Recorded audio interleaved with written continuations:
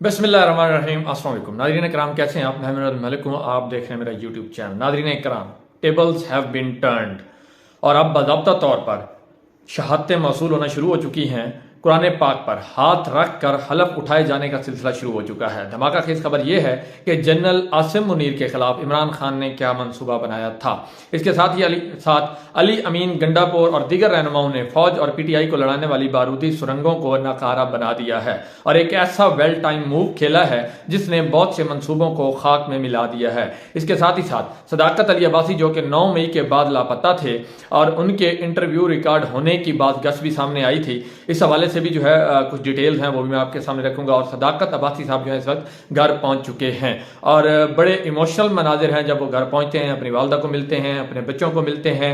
तो अगर उन मनाजिर को आप देखें तो एक जो है आप कह लें कि किसी भी इंसान का दिल जो है वो चीर के रख देते हैं। तो सदाकत अब्बासी जो है अपनी माँ को मिलते हुए धाड़े मार कर रो रहे हैं। इसके अलावा रपोश रहनुमा मुराद सईद ने एक ट्वीट किया है, वो भी आपको बताते हैं। तो सबसे पहले सदाकत अब्बासी की जो है बात करते हैं। डॉन न्यूज़ पर उनके इंटरव्यू के हवाले से जो है एक खबर लीक हुई कि उनका जो है उनको डॉन न्यूज़ के इस्लामाबाद वाले जो उनका ब्यूरो ऑफिस है वहाँ पे लाया गया, उनका वहाँ पे जो है इंटरव्यू रिकॉर्ड किया गया, लेकिन वो इंटरव्यू ऑन एयर नहीं किया गया। क्यों नहीं किया गया? ये उस्मान डार वाला आपको पता है, उस्मान डार का इंटरव्यू जिस तरह कामरान शहद साहब ने किया और फिर उस इंटरव्यू ने किस तरह जो है बैकफायर किया और कामरान शाहिद को और दुनिया न्यूज़ को किस तरह जो है लेने के देने पड़ गए हैं और लोगों ने उन पर लोगों को छोड़ें आप, उनकी अपनी सहाफ़ती बरादरी ने जो है जिस तरह कामरान शाहिद पर तनकीद की तो वो भी आपके सामने है। और आदिल वो जो समझ लें कि कामरान शाहिद साहब हैं, उन्होंने कहा जी उन्होंने मुझे इंटरव्यू दे दिया है तो फिर क्या हो गया वगैरह वगैरह। हालांकि ये इंटरव्यू अगर उन्होंने किया भी था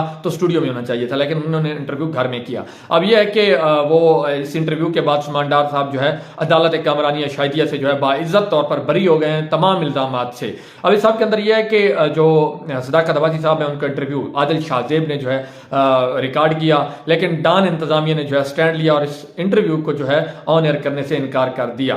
डॉन न्यूज़ से वाबस्ता साफी जो है वो भी कंफर्म कर रहे हैं कि एक मफरूर या एबडक्टी का जो इंटरव्यू है वो ठीक है उनको जो है, लेकिन आप ये देखेंगे जो डॉन की मेन इंतजामिया कराची हेड ऑफिस है वो कहते हैं कि हमें तो पता ही नहीं है ये इंटरव्यू किस तरह रिकॉर्ड हुआ है। मतलब देख लें कि जो ऊपर की इंतजामिया उनको पता ही नहीं है कि ये इंटरव्यू किस तरह, लेकिन इस सब के अंदर जो बातें मंजर आम पर आई हैं वो ये हैं कि जब सदाकत अब्बासी साहब को स्टूडियो में लाया गया, उन्होंने शर्ट उल्टी पहनी हुई थी। 15 मिनट का उन्होंने इंटरव्यू दिया और 15 मिनट के बाद वो बोलने के काबिल नहीं रहे। उन्होंने कहा कि जी मुझसे नहीं बोला जा रहा, मतलब इमरान खान के खिलाफ जो है वो बोलने से कतरा रहे थे, या उन्होंने कहा कि मैं झूठी गवाही कैसे दूं।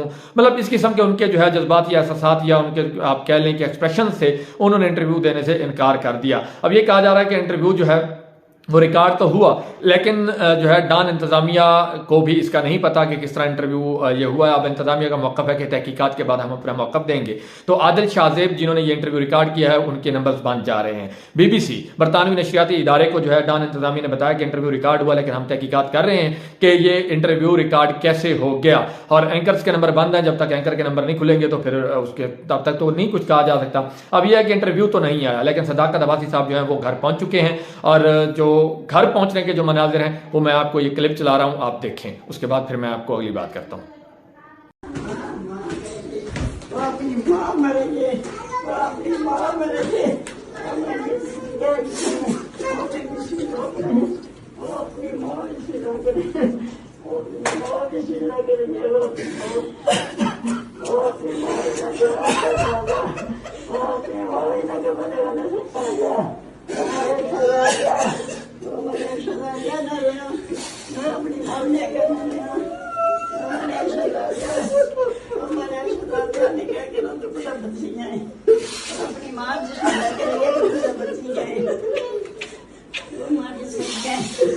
अपनी माँ जिसमें जाकर ये तो बची है, तो जालमा का बची है।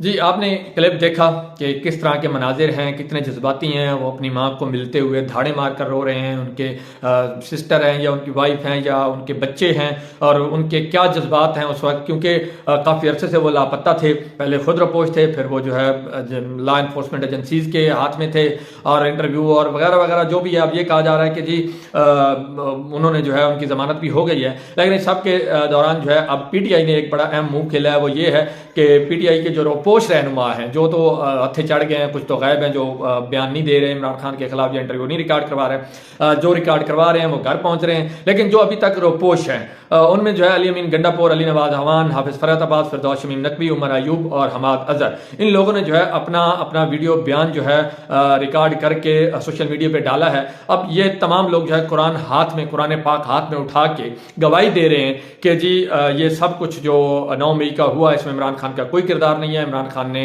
कुछ भी ऐसा नहीं किया, उन्होंने ना हमें बतौर लीडर उन्होंने ना हमें कभी रियासत पर हमला करने की तरगीब दी, ना फौज के खिलाफ उकसाया, ना ही उन्होंने जो है हमें ये 9 मई का वाकया या जो भी है पहले या बाद, उन्होंने कभी ऐसा कोई रियासत के खिलाफ इकदाम करने को हमें नहीं कहा। अब आप ये बयान मुलाजा फरमाएं अली अमीन गंडापुर का और हाफिज फरीदाबाद का, उसके बाद फिर अगली बात करते हैं। अस्सलाम वालेकुम, मैं हाफिज फरीदाबाद अल्लाह को हाजिर नाजिर जान के हल्फन बयान देता हूं कि ना इमरान खान साहब ने कभी मुझे कहा, ना इमरान खान साहब ने कभी मेरे सामने किसी को कहा कि आपने पुरतशद्दुद एहतजाज करना है, पुरतशद्दुद जलसा करना है, पुरतशद्दुद जुलूस निकालना है या कोई हंगामा आराई करनी है। और मैं ये बात वाज़ेह कर देना चाहता हूं, न मैंने कोई पुरतशद्दुद हंगामा या एहतजाज किया, न मैंने किसी को कहा कि आपने पुरतशद्दुद एहतजाज करना है। मैं अल्लाह को हाजिर नाजिर जान के कहता हूं, न किसी सरकारी इमलाक को, न किसी निजी इमलाक को नुकसान पहुंचाने में या उसको तबाह करने में मैं मुलव्विस हूं। मैं एक और बात रिकॉर्ड का हिस्सा रखना चाहता हूं कि इमरान खान साहब ने हमेशा आइन और कानून की बालादस्ती की बात की है। मैं ये बात वाज़ेह कर दूं, ये मुल्क भी हमारा है, ये फौज भी हमारी है, हमारी फौज हमारा फख्र है। हम मुहिब्बे वतन पाकिस्तानी हैं और मुझे एक मुहिब्बे वतन पाकिस्तानी होने और पाकिस्तान तहरीक इंसाफ का रुकन होने पे फख्र है। पाकिस्तान जिंदाबाद। बिस्मिल्लाहिर्रहमानिर्रहीम। पाकिस्तानियों, ये पैगाम मैं आपको हंगामी हालात में दे रहा हूं, इमरजेंसी में दे रहा हूं, और मैं खुल के आपसे बात करने जा रहा हूं। खुल के मैं आपको बता दूं, पाकिस्तानियों, इस वक्त बिल्कुल हालात ये हैं कि एक कब्र है और 2 पार्टियां।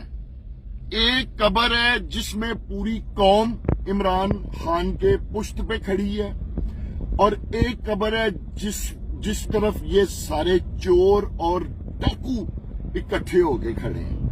पाकिस्तानियों, इमरान खान तो अपनी जिंदगी, अपनी जान दांव पे लगा के ये जंग लड़ रहा है। ये फैसला बाप ने करना है कि ये जो एक कब्र है, उस कब्र में कौम ने दफन होने या फिर कौम ने इमरान खान के साथ मिलकर इन सारे चोरों डाकुओं को उस कब्र में दफन करना है और पाकिस्तान की हमेशा के लिए इन चोरों डाकुओं और ऐसे निजाम से जान छुड़ानी है। और अगर आप ये चाहते हैं कि इस कब्र में हम सब नहीं बल्कि ये चोर और डाकू जो है इनको हमेशा के लिए दफन किया जाए, तो पाकिस्तानियों फिर इमरान खान कहते निकल आओ बाहर, निकल आओ बाहर, फिर मत इंतजार करो, निकलो बाहर। और खास तौर पे लाहौर के लोगों से मैं कहना चाहता हूं कि हर हालात में मीनारे पाकिस्तान जलसा होता है, तो बाहर निकले ताकि वो कब्र, उसमें हम इन चोरों और डाकुओं को हमेशा के लिए दफन करके अपने पाकिस्तान का मुस्तकबिल महफूज करें। जी, आपने ये बयान भी मुलाजा फरमा लिया। आप देख लें कि वो किस तरह जो है कुरान पाक को हाथ में उठा के कह रहे हैं। वो ये सब मूव इसलिए खेला गया है कि अगर हम कल को जबरदस्ती एनफोर्स्ड डिसअपीयरेंस मतलब अगर हमें जबरदस्ती गायब कर दिया जाता है और फिर हमारा बयान मीडिया पे आता है, तो उसमें यह है कि आप फिर जो है वो हमारा बयान गन पॉइंट पे लिया गया होगा। अब ये भी कहा जा रहा है कि उस्मान डार का बयान गन पॉइंट पे लिया गया है, लिहाजा इसकी अदालत में कोई अहमियत नहीं है। इस सब के अंदर जो है मुराद सईद साहब जो है वो काफी अरसे से रपोश हैं। 9 मई से पहले वो रपोश है, 9 मई से पहले के 9 मई तो अभी हुआ है, 4-5 महीने हुए हैं, लेकिन वो पिछले 1.5 साल से जो है गायब है। उनके खिलाफ जिस तरह के इकदाम किए जा रहे हैं वो भी तकरीबन आपको पता है। लेकिन सब के दौरान जो है मुराद सईद साहब ने 2 ट्वीट्स किए हैं, वो मैं ट्वीट्स आपको पढ़ के सुनाता हूँ। वो क्या कह रहे हैं? वो कह रहे हैं कि तलबा सियासत में कदम रखने से पहले मैं तकरीरी मुकाबलों में हिस्सा लेता था। बहुत से चेहरे जो आज अपने अपने शोबों में अच्छा नाम बनाकर आपकी टीवी स्क्रीन की जीनत बनते हैं, इनसे उस जमाने की वाकफियत है जब मैं पूरे पाकिस्तान में तकरीरी मुकाबलों में हिस्सा लेता था। इनमें बहुत से मेरे अकायद और नजरियात से बखूबी वाकिफ है। इंसाफ स्टूडेंट फेडरेशन की बुनियाद रखने के बाद 2 मरतबा जेल की हवा खाई। तलबा सियासत में जेलें, मारकुटाई, दंगे फसाद पाकिस्तान में एक मामूल की बात है, लेकिन रिवायत के मुतजाद मेरे जेल जाने का सबब कोई तंजीमी दंगा फसाद नहीं था। पहली मरतबा वजह अदलिया बहाली तहरीक और दूसरी मरतबा रेमंड डेविस के खिलाफ एहतजाज बना। यानी एक मरतबा पाकिस्तान में इंसाफ की बालादस्ती और दूसरी मरतबा पाकिस्तान की खुददारी के लिए जेल गया। एक और सबब भी बन सकता था मेरे जेल जाने का, जब मेरा आधा गांव मिट्टी का ढेर बन गया था और मेरी मां गोश्त के एक लोथड़े जैसी इस ढेर पर पड़ी थी। मैं उसी ढेर पर खड़े होकर अपना दर्द बयान करता मेरे जैसे बहुत सौ का खून खोल रहा था। उस वक्त जबान तो तब भी मेरे पास थी, तंजीम भी थी, रियासत मुखालिफ बयानिया बिक भी बहुत अच्छी कीमत पर रहा था। दहशतगर्दी का जो इल्जाम मुझ पर आज लग रहा है, मैं तब इसको बुनियाद फराहम कर सकता था, मगर मैंने जो रातें अपनी बीमार मां के सराहने गुजारी, उनकी शामें मैंने IDP कैंपों में राशन फराहम करते और दिन जख्मियों के लिए खून का बंदोबस्त करते गुजारे।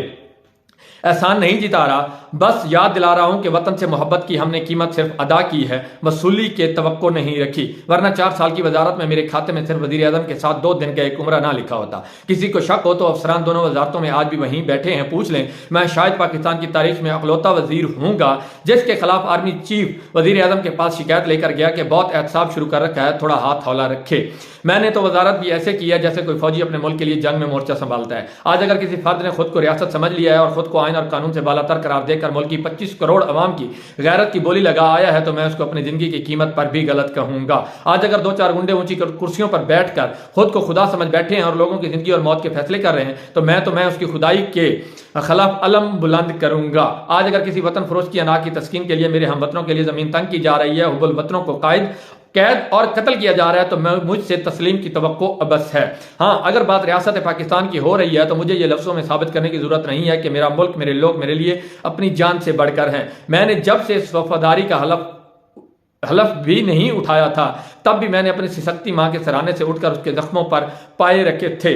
मेरे कांधे पे जब उसकी हमीयत का बार नहीं भी था, मैंने तब भी उसकी गैरत के लिए सौतें झेली थी। आज तुम्हारा सूद नहीं बेच आज तुम्हारा सौदा नहीं बेच रहा तो मुझे दुश्मन ममालिक की एजेंसियों से जोड़ रहे हो। मैंने इराक की एजेंटी करनी होती तो NDS के टाउट मुझे आज 8 साल से गालियां नहीं दे रहे होते। 9 मई से पहले कई बार रिकॉर्ड पर ला चुका हूं कि दहशतगर्दी की वापसी के हवाले से कौम को खबरदार करने, अरशद शरीफ के कत्ल और इमरान खान पर कातलाना हमले के किरदारों का पर्दाफाश करने की पादाश में जेरे अताब हूं। 9 मई को तो 5 माह होने को है, लेकिन मैं तो 1.5 साल से दरबदर हूं, क्योंकि मेरे जुराइम की फहरिस्त में पाकिस्तानी कौम के पैसे का एहतसाब, इमरान खान से वफादारी और पाकिस्तान की खुददारी का सौदा करने वालों से सवाल करने का जुर्म 9 मई से पहले से शामिल था। वो कह रहे हैं 9 मई अभी हुए, 5 महीने हुए, मैं तो 1.5 साल से जो है दरबदर हूं। आज अगर तुम पर बेकस मजबूर की कनपट्टी आज तुम हर बेकस मजबूर की कनपट्टी पर बंदूक रखकर मेरा नाम कहलवा रहे हो। आज अगर तुम बापों को अपनी औलाद के अंजाम की फिक्र दिलाकर मुझको अपनी औलादों मुझ पर इल्जाम लगवा रहे हो, तो मैं तो पहले ही कह चुका हूं कि तुम्हें सिर्फ ये सर चाहिए, बाकी सब तो बहाने हैं जिनके लिए तुम अपने टाउट्स को कहानियां रटवा देते हो। इस सबके अंदर इन्होंने एक और ट्वीट भी किया है, वो मुख्तसर आपको बता देता हूं। उसमें ये कह रहे हैं कि बात अगर एक अमारत की तकरीम की होती तो प्रेस कॉन्फ्रेंसों वाले माफ ना होते। बात अगर किसी इदारे की ताजीम की होती तो उसको सरेआम गालियां देने वाले आज मंजूर नजर ना होते। बात अगर मुल्क की सालमियत की होती तो डॉन लीक वालों, मुंबई हमलों का इल्जाम अपनी एजेंसियों पर लगाने वालों के लिए लेवल प्लेइंग फील्ड ना सजाई जा रही होती। बात जुर्म की होती तो अदालतों में फैसले होते, सबूत आते, दलाइल दिए जाते। 9 मई का तो महज बहाना है। असल बात किसी की इन्वेस्टमेंट की है, बात किसी की खुशनुदी की है, बात किसी की अना की है। बात तो उन दुकानों की है जो बंद हो जाती हैं। अगर out of syllabus Qasim sorry कुर्सी पर बैठ जाता है, अगर अली अमीन तुम्हारा जबर सहते हुए क्या कहे लगाता है, अगर अली अमान 18 मार्च को तुम्हारी गोलियों के सामने पलक भी नहीं झपकता, अगर हमाद अजहर अपने कारोबार को ताले लगने पे तुम्हारे कदमों में नहीं गिरता, अगर फरक हबीब बेखौफ होकर काले डालों के सामने खड़ा हो जाता है, अगर यास्मीन राशिद तुम्हारी टेस्ट ट्यूब सियासतदानों की अगली खेप के लिए रास्ता नहीं छोड़ती, अगर हालिया हमजा तैयबा राजा सनम जावेद तुम्हें सनफे आन की असल ताबीर बनकर दिखाती हैं, अगर उमर चीमा महमूद और रशीद इजाज चौधरी बड़ी मेहनत से बनाए इस मुतअस्सिबाना तासुर को जायल कर देते हैं कि पंजाब कभी हाके में वक्त के खिलाफ खड़ा नहीं होता, कैसे वो लोग कबूल होंगे जो अपने हक का सवाल करना जानते हैं, जो मुकाबला करते हैं, जो डट जाते हैं, जो मुल्क को अपनी मीरास और आवाम को अपनी रियाया नहीं समझते। तो इसमें आगे भी कुछ बातें हैं, ये मुख्तसर मैंने आपको बताई हैं। तो इस सब के अंदर जो है मुराद सईद साहब इस वक्त जो हैं ये डटे हुए हैं। अब देखें कि उस्मान डार साहब भी 9 सितंबर को अरेस्ट हुए थे और 9 सितंबर तक वो इमरान खान के साथ मुखलिस थे। उनका आखिरी ट्वीट 9 सितंबर का, जिसमें वो इमरान खान के बतौर सिपाही के वो अपने आप को साबित कर रहे थे कि मैं लड़ रहा हूं। लेकिन उसके बाद फिर क्या हुआ, उनका इंटरव्यू हुआ है और इंटरव्यू में उन्होंने क्या इल्जाम लगाए, ये भी जो है एक अलग बहस है। खुश रहें, खुश रखें। मेरे चैनल को सब्सक्राइब करना, वीडियो को लाइक करना भूलिएगा। अल्लाह हाफिज।